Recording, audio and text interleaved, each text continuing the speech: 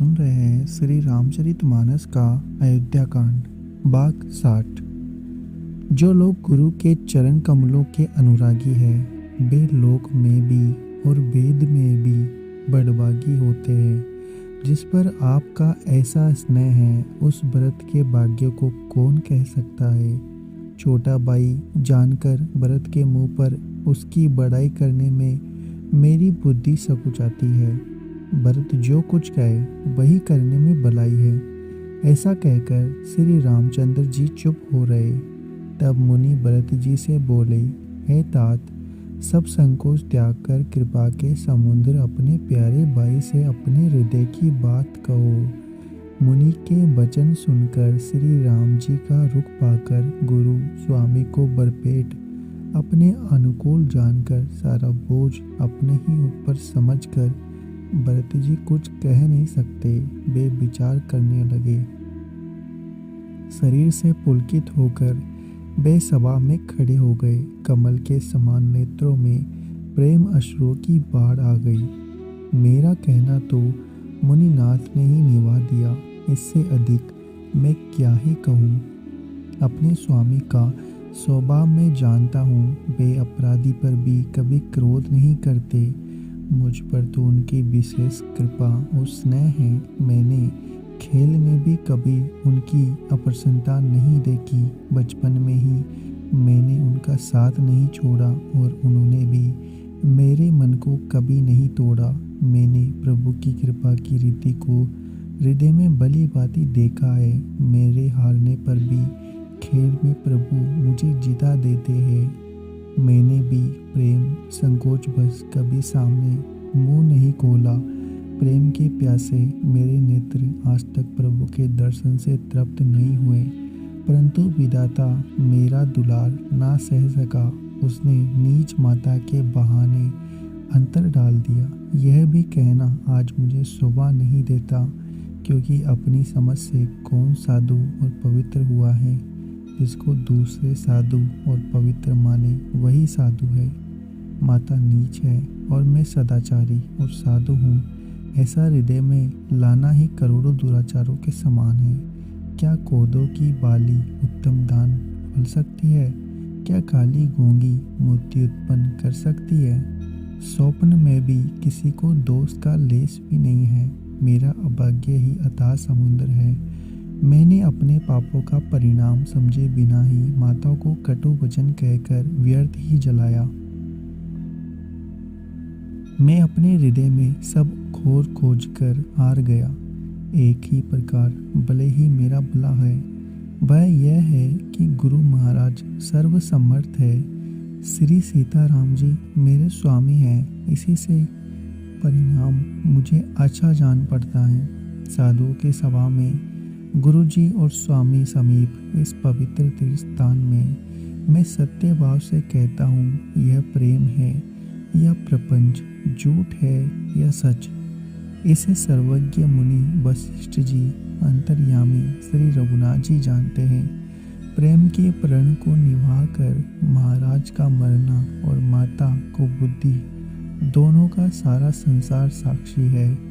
माताएं व्याकुल है, वे देखी नहीं जाती। अवधपुरी के नर नारी दुस्सह तप से जल रहे हैं। मैं ही इन सारे अनर्थों का मूल हूँ। यह सुन और समझकर मैंने सब दुख सहा है। श्री रघुनाथ जी लक्ष्मण और सीता जी के साथ मुनियों का सा वेश धारण कर बिना जूते पहने पाँव प्यादे ही वन को चले गए।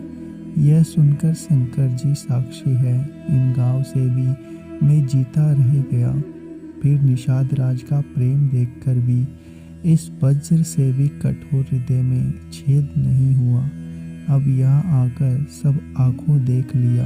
यह जड़ जीव जीता रहकर सभी सहावेगा, जिनके देखकर रास्ते की शोकनी और बिछी भी अपने भयानक विष और तीव्र क्रोध को त्याग देती है। वे ही श्री रघुनंदन लक्ष्मण और सीता, जिसको शत्रु जान पड़े उसके कई पुत्र मुझको छोड़कर देव दुष्ह दुख और किसे सहावेगा। अत्यंत व्याकुल तथा दुख, प्रेम, विनय, नीति में सनी हुई भरत जी की श्रेष्ठ वाणी सुनकर सब लोग शोक में मग्न हो गए। सारी सभा में विषाद छा गया, मानो कमल के वन पर पाला पड़ गया हो। तब ज्ञानी मुनि वशिष्ठ जी ने अनेक प्रकार की पुरानी कथाएं कहकर भरत जी का समाधान किया। फिर सूर्य कुल रूपी कुमुद वन के प्रफुल्लित करने वाले चंद्रमा श्री रघुनंदन उचित वचन बोले, हे तात, तुम अपने हृदय में व्यर्थ ही ग्लानि करते हो। जीवन की गति को ईश्वर के अधीन जानो। मेरे मत में तीनों कालों और तीनों लोगों के सब पुण्यात्मा पुरुष तुमसे नीचे है। हृदय में भी तुम पर कुटिलता का आरोप करने से यह लोक बिगड़ जाता है और परलोक भी नष्ट हो जाता है। माता कैकेयी को तो वे ही दुख दोष देते हैं जिन्होंने गुरु और साधु का सेवा का सेवन नहीं किया है। हे भरत, तुम्हारा नाम स्मरण करते ही सब पाप, प्रपंच और समस्त अमंगलों के समूह मिट जाते हैं तथा इस लोक में सुंदर यश और परलोक में सुख प्राप्त होगा। हे भरत, मैं स्वभाव से ही सत्य कहता हूँ, शिव जी साक्षी है। यह पृथ्वी तुम्हारी ही रखी रह रही है। हे तात, तुम व्यर्थ को तर्क ना करो। बेर और प्रेम छिपाई नहीं छिपते। पक्षी और पशु मुनियों के पास चले जाते हैं, पर हिंसा करने वाले बदिकों को देखते ही भाग जाते हैं। मित्र और शत्रु को पशु पक्षी भी पहचानते हैं। फिर मनुष्य शरीर तो गुण और ज्ञान का भंडार ही है। हे तात, मैं तुम्हें अच्छी तरह जानता हूँ, क्या करूँ? जी में बड़ा असमंजस है। राजा ने मुझे त्याग कर सत्य को रखा और प्रेम प्रण के लिए शरीर छोड़ दिया। उनके वचन को मेटते मन में सोच होता है, उससे भी बढ़कर तुम्हारा संकोच है। उस पर भी गुरुजी ने मुझे आज्ञा दी है, इसलिए अब तुम जो कुछ कहो अवश्य ही मैं वही करना चाहता हूँ। तो मन को प्रसन्न कर, संकोच को त्याग कर जो कुछ कहो मैं आज वही करूँ। सत्य प्रतिज्ञ रघुकुल श्रेष्ठ श्री सीताराम जी का यह वचन सुनकर सारा समाज सुखी हो गया। देवगणों सहित देवराज इंद्र व्यवित होकर सोचने लगे कि अब बना बनाया काम बिगड़ना ही चाहता है, कुछ उपाय करते नहीं बनता। तब वे सब मन ही मन श्री राम जी की शरण गए। फिर वे विचार करके आपस में कहने लगे कि श्री रघुनाथ जी तो भक्ति के वश है। अंबरीय और दुर्वासा की घटना याद करके तो देवता और इंद्र बिल्कुल ही निराश हो गए। पहले देवताओं ने बहुत समय तक दुख सहे, तब भक्त प्रहलाद ने नरसिंह भगवान को प्रकट किया था। सब देवता परस्पर कानों में लग कर सिर धुनकर कहते हैं कि अब देवताओं का काम भरत जी के हाथ में है। हे देवताओं, और कोई उपाय नहीं देखता। श्री राम जी अपने श्रेष्ठ सेवकों को सेवा की मानते हैं, अतएव अपने गुण और शील से श्री राम जी को वश में करने वाले भरत जी का ही सब लोग अपने अपने हृदय में प्रेम सहित स्मरण करो। देवताओं का मत सुनकर देवगुरु बृहस्पति जी ने कहा, अच्छा विचार किया, तुम्हारे बड़े भाग्य हैं। भरत जी के चरणों का प्रेम जगत में समस्त शुभ मंगलों का मूल है। सीतानाथ श्री राम जी के सेवक की सेवा सैकड़ों कामधेनुओं के समान सुंदर है।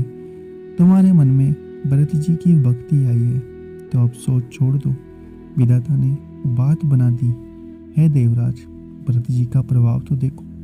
श्री रघुनाथ जी सहज स्वभाव से ही उनके पूर्ण रूप से बस में हुए। हे देवताओं, भरत जी को श्री राम जी की परछाई जानकर मन स्थिर करो, डर की बात नहीं है। देवगुरु बृहस्पति जी और देवताओं की सम्मति और उनका सोच सुनकर अंतर्यामी प्रभु श्री राम जी को संकोच हुआ।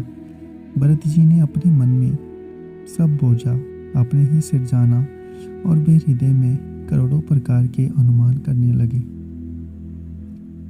सब तरह से विचार करके अंत में उन्होंने मन में यही निश्चय किया कि श्री राम जी की आज्ञा ही अपना कल्याण है। उन्होंने अपना प्रण छोड़कर मेरा प्रण रखा, यह कुछ कम कृपा और स्नेह नहीं किया। श्री जानकी नाथ जी ने सब प्रकार से मुझ पर अत्यंत अनुग्रह किया। तदंतर भरत जी दोनों कर कमलों को जोड़कर प्रणाम करके बोले, हे स्वामी, हे कृपा के समुद्र, हे अंतर्यामी, अब मैं क्या कहूँ और क्या कहा हूँ। गुरु महाराज को प्रसन्न और स्वामी को अनुकूल जानकर मेरे मलिन मन की कल्पित पीड़ा मिट गई। मैं मिथ्या डर से ही डर गया था। मेरे सोच की जड़ ही ना थी। दिशा भूल जाने पर हे देव, सूर्य का दोष नहीं है। मेरा दुर्भाग्य, माता की कुटिलता, विधाता की टेढ़ी चाल और काल की कठिनता, इन सब ने मिलकर मेरे पैर रोककर मुझे नष्ट कर दिया था। परंतु शरणागत के रक्षक आपने अपना प्राण निभाया। यह आपकी कोई नई रीति नहीं है, यह लोक और वेदों में प्रकट है, छिपी नहीं है। सारा जगत बुरा हो, किंतु हे स्वामी, केवल एक आप ही भले हो, तो फिर कहिए किसकी भलाई भला हो सकता है। हे देव, आपका स्वभाव कल्प वृक्ष के समान है। वह ना कभी किसी के सम्मुख है, ना विमुख। उस वृक्ष को पहचान कर जो उसके पास जाए तो उसकी छाया ही सारी चिंताओं का नाश करने वाली है।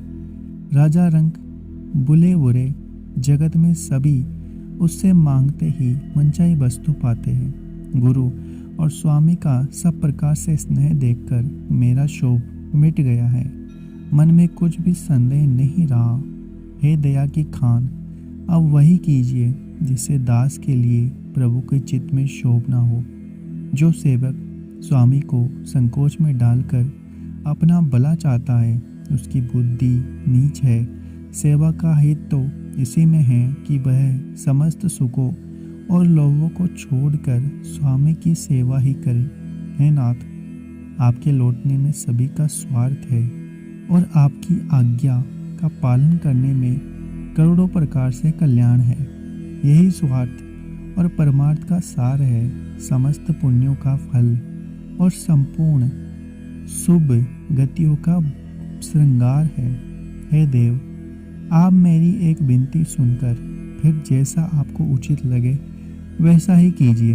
राज तिलक की सब सामग्री सजाकर लाई गई है। जो प्रभु का मन माने तो उसे सफल कीजिए। छोटे भाई शत्रुघ्न समेत मुझे वन में भेज दीजिए और सबको सनात कीजिए, नहीं तो किसी तरह भी हे नाथ, लक्ष्मण और शत्रुघ्न दोनों भाइयों को लौटा दीजिए और मैं आपके साथ चलूं। अथवा हम तीनों भाई बन चले जाएं और हे रघुनाथ जी, आप श्री सीता जी सहित लौट जाइए। हे दया सागर, जिस प्रकार से प्रभु का मन प्रसन्न हो वही कीजिए। हे देव, आपने सारा भार मुझ पर रख दिया, पर मुझ में ना तो नीति का विचार है ना धर्म का। मैं तो अपने स्वार्थ के लिए सब बातें कह रहा हूँ। दुखी मनुष्य के चित्त में विवेक नहीं रहता।